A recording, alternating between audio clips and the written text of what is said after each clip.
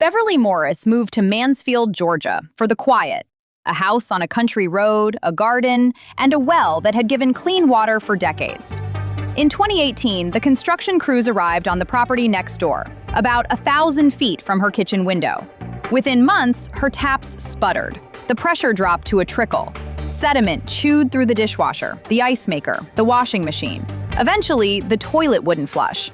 The thing being built next door was a $750 million data center. It belongs to Meta, the company of the man who was, at the time, the third richest person on Earth. The Morrises have spent $5,000 trying to fix their water. A new well cost $25,000. They don't have it.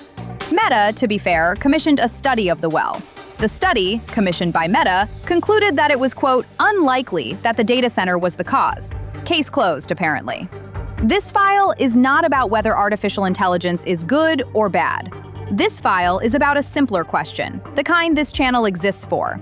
The AI boom is the most expensive construction project in human history.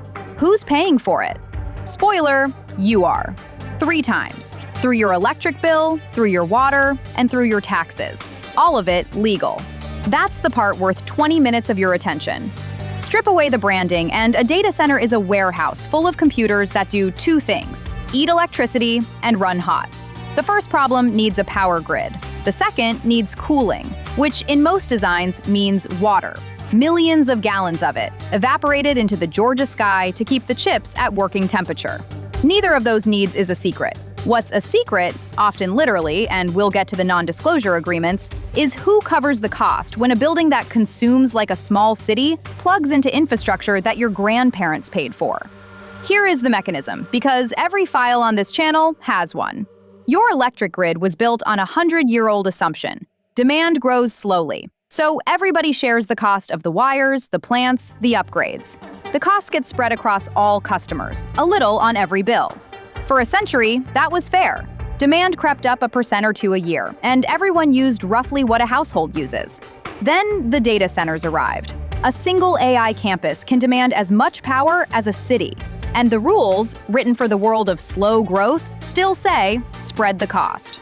The region where this is most visible is run by an organization called PJM, the largest grid operator in America, covering 67 million people across 13 states. PJM runs an auction where power producers bid to guarantee future capacity. More demand, higher auction prices.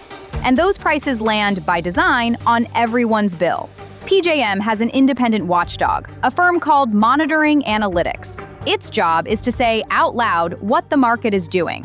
In 2026, it said this: data center demand has added more than $23 billion to capacity market costs since 2025. Across the last 4 auctions, $29.4 billion. In the 25-26 auction alone, data centers were responsible for 63% of the price increase, $9.3 billion, recovered from customers. That word, recovered, is doing a lot of work. It means added to bills, yours if you live there. The average American residential electricity price rose 5.1% in 2026, on top of roughly 40% since 2021. Researchers at Carnegie Mellon and NC State project bills rising 8% nationwide by 2030, and up to 25% in Virginia, the data center capital of the world. If that all sounds abstract, here's what it looks like on paper. John Steinbach, a retiree in Virginia, opened his January bill, $281. The month before, it was around $100. He didn't buy a server farm. One moved in upstream. Regulators noticed. In Virginia, the State Corporation Commission did something genuinely unusual. It created a separate rate class for data centers, forcing them to commit to 85% of their contracted grid costs and 60% of generation. Progress, on paper. Then, analysts read the fine print. Even under the new rules, once the 14-year contract period ends, 61% of the cost of those grid upgrades still lands on ordinary ratepayers. The industry got a discount on its own infrastructure. You co-signed the loan. You weren't asked. By the way, this channel is free. No tiers, no premium lane, no fine print on page 40. If following the money is your idea of a good time, subscribe. That's the whole transaction. Back to Newton County, Georgia, where Beverly Morris's taps ran dry. Meta's data center there drinks about 500,000 gallons of water a day. That's roughly 10% of the entire county's water use. One building. The county's own projections now show a water deficit by 2030 unless it builds new infrastructure. And to pay for that infrastructure, water rates for residents are set to rise 33%. Read that sequence again. The data center drinks the water. The county runs short. The residents pay a third more to fund the upgrades the data center made necessary. The bill didn't disappear, it moved. And Newton County is the polite version. Local reporters at WSB-TV in Atlanta filed open records requests to find out how much water the next wave of Georgia data centers would use. What came back were redacted agreements, one with the company's name blacked out, and non-disclosure agreements between data centers and the public utilities that serve them. Public water, secret numbers. The numbers that did surface, proposals for 1 million, 2 million, 5 million, up to 6 million gallons a day. 6 full water towers every day for one facility. More than entire Georgia towns. And then there's the case that sounds invented. So let's be careful, because it isn't. In one Georgia county, officials discovered that a data center campus, developed by a company called QTS, had been drawing water through 2 industrial-scale connections the county didn't know existed. One had been installed without the utility's knowledge. The other wasn't linked to any account, which means it wasn't being billed at all. Total water drawn before anyone noticed? About 29 million gallons. 29 million gallons. If you forget to pay for $30 of water, they shut you off. A data center drank a lake off the books. And when it came to light, the county declined to issue a fine. Remember the Morrises hauling buckets quoted $25,000 for a new well? Same state, same resource, different rules. There's a third bill, and it's the quietest one. In 2018, Georgia passed House Bill 696, a 100% exemption from state and local sales tax on data center equipment, the servers, the cooling, the works, for any project investing $100 million or more. The pitch was jobs and growth. The state's own auditors later went looking for the growth. Their finding? Only about 30% of Georgia's data centers could be attributed to the tax break at all. The other 70%, the industry's own math suggests, would have come anyway. The exemption was so hard to justify that in 2024, the legislature suspended it for 2 years, just to study what it was actually costing. To be fair, and this channel is always fair, the money is real when it lands.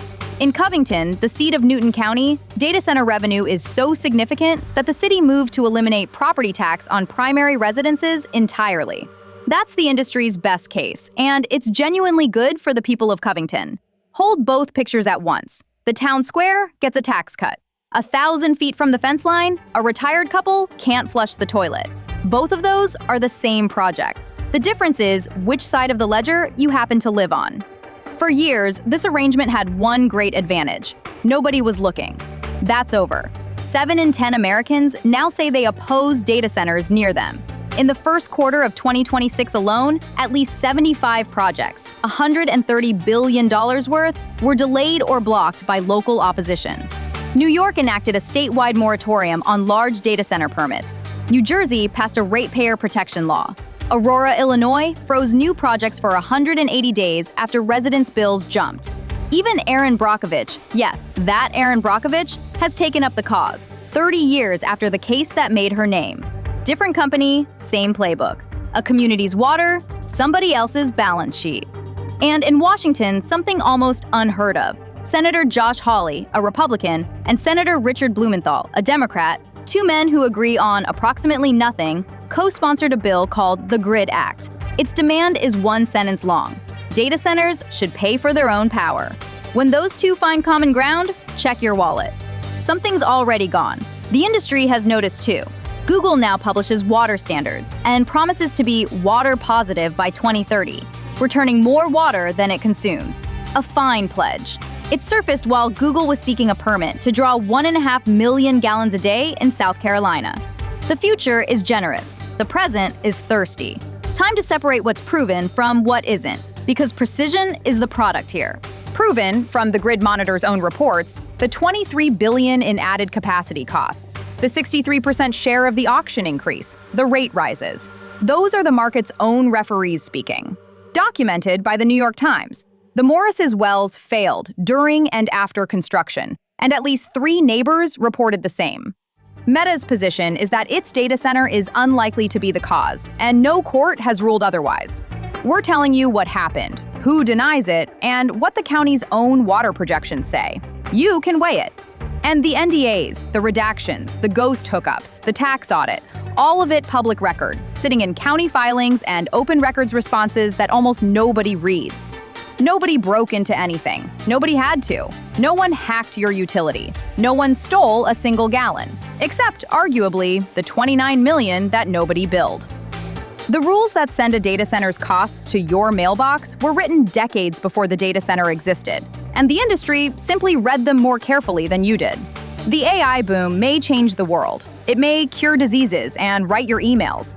But its builders made one decision, early, quietly, and everywhere at once. The upside would be private, and the utility bill would be public.